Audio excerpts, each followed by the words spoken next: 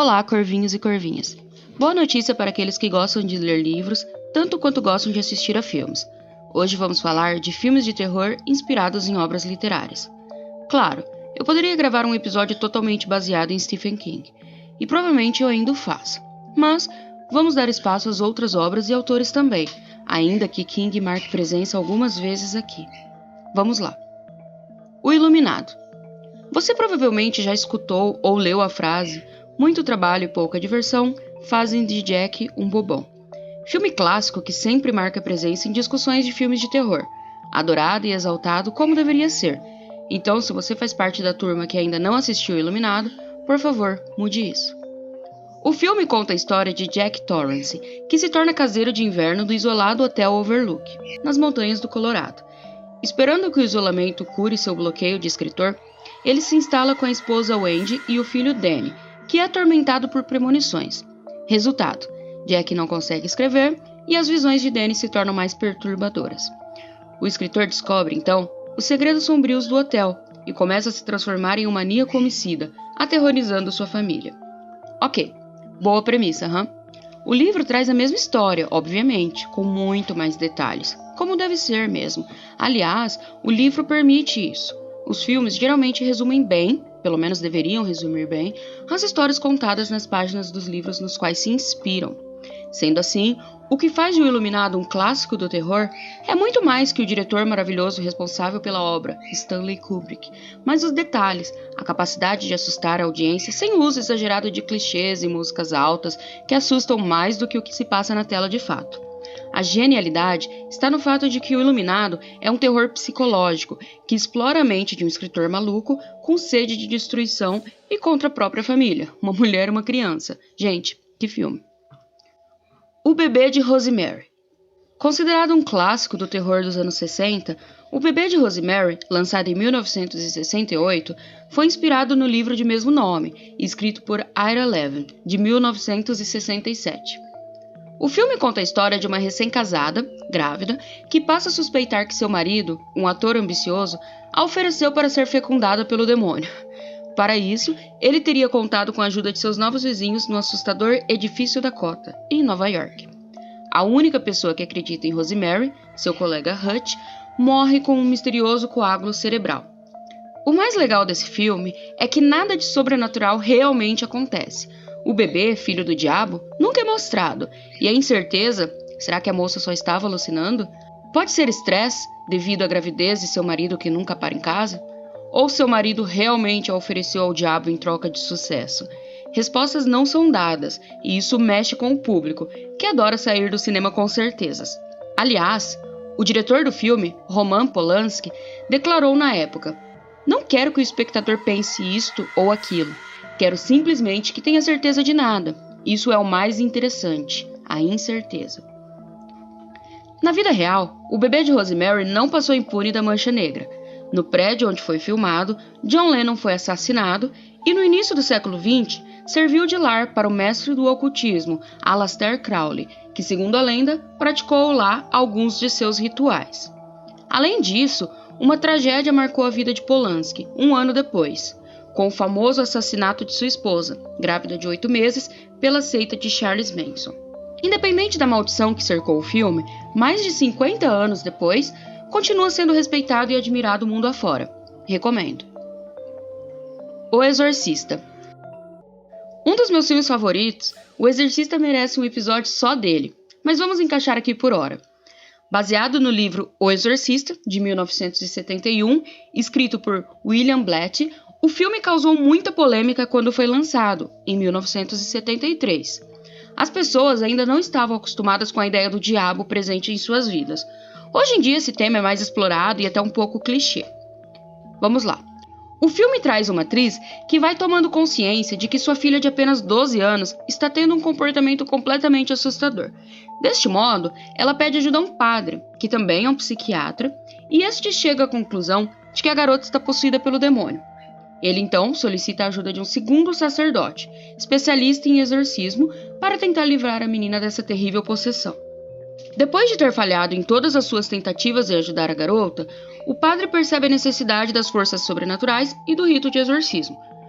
Então, ele busca autorização do bispo para realizar o ato. Porém, é aconselhado a recorrer a alguém que já tem experiência nessa área. O padre Lancaster Merrin é o convocado. Quando chega em Georgetown, trata imediatamente de iniciar o ritual de exorcismo. Mesmo sendo um filme clássico que você provavelmente já assistiu, vou parar por aqui para evitar spoilers, mas vale muito a pena conferir. Os aspectos psicológicos em assistir a uma menina de 12 anos sendo lentamente desgastada pelo demônio, somado aos efeitos especiais maravilhosos, pelo menos para a época, faz com que as mais de 2 horas de duração do filme passem muito rápido, e a cada segundo você se vê mais e mais interessado e assustado. Exatamente o que um filme de terror deve proporcionar a quem o assiste, não é mesmo? Drácula de Bram Stoker. O Drácula, escrito em 1897 por Bram Stoker, é um dos livros que mais teve versões cinematográficas. No entanto, vamos focar aqui no filme de 1992, dirigido por Francis Coppola, ganhador de 3 estatuetas do Oscar, sendo elas melhor figurino, melhor edição de som e melhor maquiagem, tendo sido indicado a melhor design de produção, mas não ganhou. Vamos lá, a maioria de vocês conhece a história do Conde Drácula. A sinopse do filme é a seguinte: o filme conta a história do líder romeno Vlad Tepes, Vlad Drácula. Em 1462, Vlad Drácula, membro da Ordem do Dragão, retoma de uma vitória contra os turcos e descobre que sua esposa, Elisabetta, cometeu suicídio, depois que seus inimigos relataram falsamente sua morte. O padre passa a dizer que a alma de sua esposa é condenada ao inferno por cometer suicídio, devido às leis de Deus. Enfurecido, Drácula profana a capela e renuncia a Deus, declarando que ele ressuscitará dos mortos para vingar sua amada, com todos os poderes das trevas. Ele, então, apunhala a cruz de pedra da capela com sua espada e bebe o sangue que derrama dela. Ele passa a perambular através dos séculos até encontrar a suposta reencarnação de sua amada. 4 séculos se passam e ele redescobre a reencarnação de Elisabetta em Londres, agora conhecida como Mina. Jonathan Harker, noivo de Mina, parte a trabalho para o castelo do Conde Drácula, onde irá vender 10 terrenos na área de Londres para este estranho conde. Lá, Harker é persuadido a ficar 1 mês no castelo de Drácula. Durante esse período, ele é feito prisioneiro por 3 súcubos conhecidos como noivas de Drácula, que drenam o seu sangue, o deixando impossibilitado de deixar o castelo. Enquanto isso, Conde Drácula restaura sua juventude e se encaminha à Inglaterra para encontrar sua amada. Nos filmes, os sentimentos de Drácula são humanizados, mas o autor do livro o coloca como um monstro que finge ser humano para encantar as pessoas. Porém, é incapaz de ter qualquer sentimento, deixa todos sob seu controle, seja por meio da violência ou pelo seu misterioso encanto. Por mais que os diretores tentassem fazer um filme do Drácula próximo ao original, Bram Stoker criou um monstro sem alma e sem redenção, fato que talvez o cinema jamais suportaria e não geraria o mínimo de empatia dos telespectadores. Enigma de Outro Mundo. Mais um de meus filmes favoritos de todos os tempos, Enigma de Outro Mundo foi lançado em 1983. Aliás, que bela década para filmes clássicos de terror, não acham? Dirigido por John Carpenter, o filme foi inspirado no romance Who Goes There, de John Campbell Jr., publicado na revista Astounding Science Fiction, em agosto de 1938. Na remota Antártida, um grupo de cientistas americanos é perturbado em sua base quando de um helicóptero alguém atira em um cão do acampamento. À medida que socorre o cão baleado, o bicho começa a atacar os cientistas e os outros cachorros e logo ele descobre que o animal pode assumir a forma de suas vítimas. Isso significa que membros da equipe podem ser mortos e a cópia assumir o lugar deles. Com isso, um piloto e um médico precisam capturar a fera antes que seja tarde demais. Mas o que tem de tão especial nesse filme? Segundo o pessoal da época, nada. O filme foi hostilizado pela crítica na época de seu lançamento, sendo descrito como lixo instantâneo e excesso miserável pelo New York Times e proposto como o filme mais odiado de todos os tempos pela revista Cine Fantastic.